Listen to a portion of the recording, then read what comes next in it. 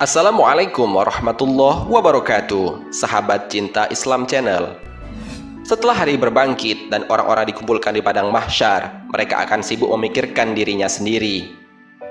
Tak terkecuali para nabi, mereka sibuk menyelamatkan diri mereka dari siksa neraka.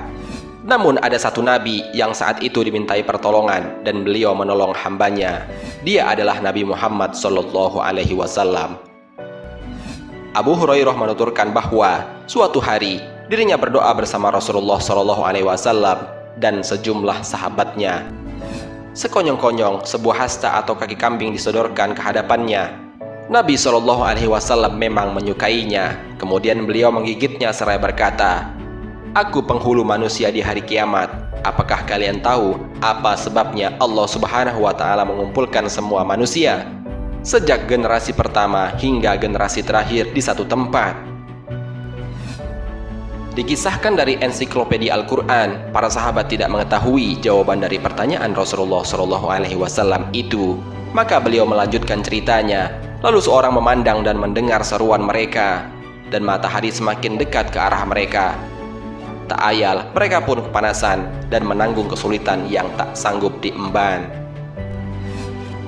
Mereka berkata, "Tahukah kalian apa yang sedang kita alami? Tahukah kalian apa yang sedang kita hadapi?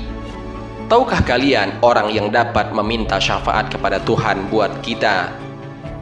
Sebagian mereka berkata kepada sebagian yang lainnya, "Bapak kita, Nabi Adam alaihissalam."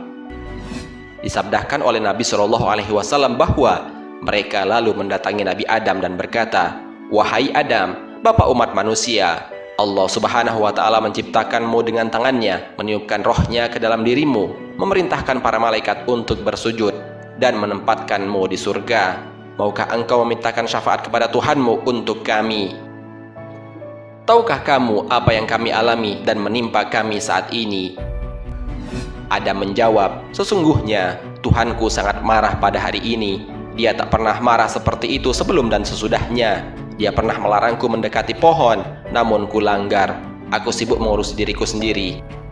Pergilah kepada selainku, pergilah kepada Nuh." Mereka pun mendatangi Nuh dan berkata, "Wahai Nuh, engkau adalah Rasul pertama yang diutus kepada penduduk bumi. Allah Subhanahu wa Ta'ala menilaimu sebagai hamba yang banyak bersyukur.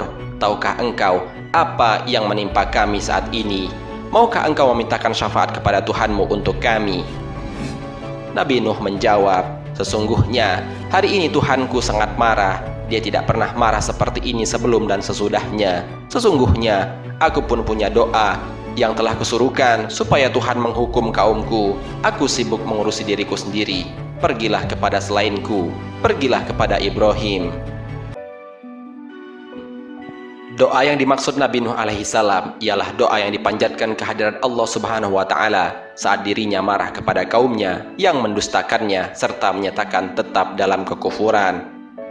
Setelah doa itu dipanjatkan Nuh, terjadilah banjir yang sangat dahsyat sebagaimana diabadikan dalam 2 ayat berikut. Dan Nuh berkata, "Wahai Tuhanku, janganlah engkau biarkan seorang pun di antara orang-orang kafir itu tinggal di atas bumi.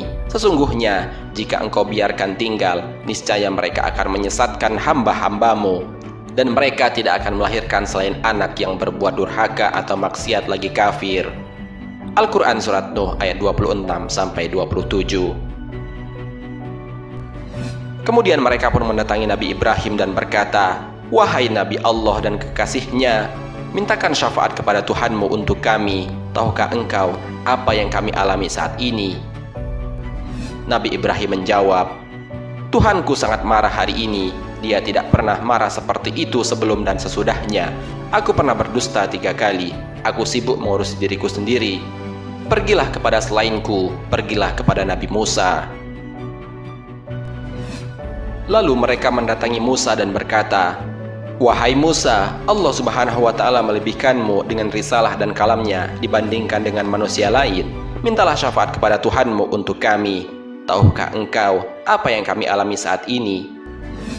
Musa berkata, "Tuhanku sangat marah hari ini. Dia tidak pernah marah seperti itu sebelum dan sesudahnya. Aku pernah membunuh jiwa yang sebenarnya dilarang. Aku sibuk mengurusi diriku sendiri."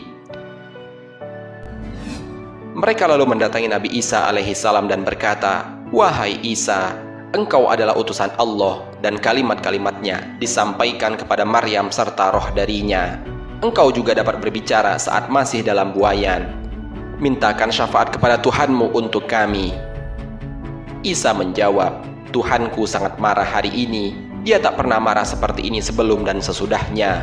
Aku sibuk mengurusi diriku sendiri. Pergilah kepada selainku. Pergilah kepada Nabi Muhammad." Maka mereka pun mendatangi Nabi Muhammad SAW dan berkata, "Wahai Nabi Allah, Muhammad, engkau adalah utusan Allah dan penutup para nabi. Allah Subhanahu wa Ta'ala mengampuni dosa-dosamu yang telah lalu dan yang akan datang. Mintakanlah syafaat kepada Tuhanmu untuk kami. Tahukah engkau apa yang kami alami saat ini?" Maka Nabi Muhammad SAW bertolak hingga sampai di bawah arsy. Beliau bersimbah sujud kepada Allah Subhanahu wa Ta'ala. Kemudian Allah Subhanahu wa Ta'ala membuka pintu hatiku untuk memujinya, yang belum pernah dilakukan kepada seorang pun sebelumku, kata Nabi. Maka Allah Subhanahu wa Ta'ala berkata, "Wahai Muhammad, angkatlah kepalamu, mintalah, niscaya permintaanmu akan dikabulkan, dan syafaatilah, niscaya syafaatmu akan diterima." Lalu aku mengangkat kepalaku seraya berucap, "Umatku, wahai Tuhanku, umatku, wahai Tuhanku, umatku." Lalu dijawab oleh Allah Subhanahu wa Ta'ala, "Wahai Muhammad, masukkanlah umatmu yang tidak dihisab melalui pintu surga sebelah kanan."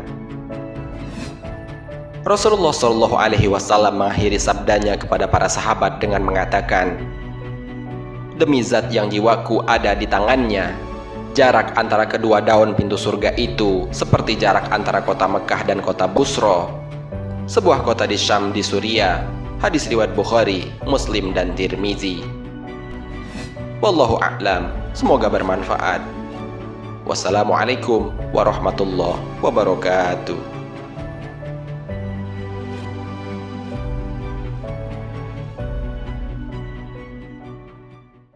شكرا يا ربي شكرا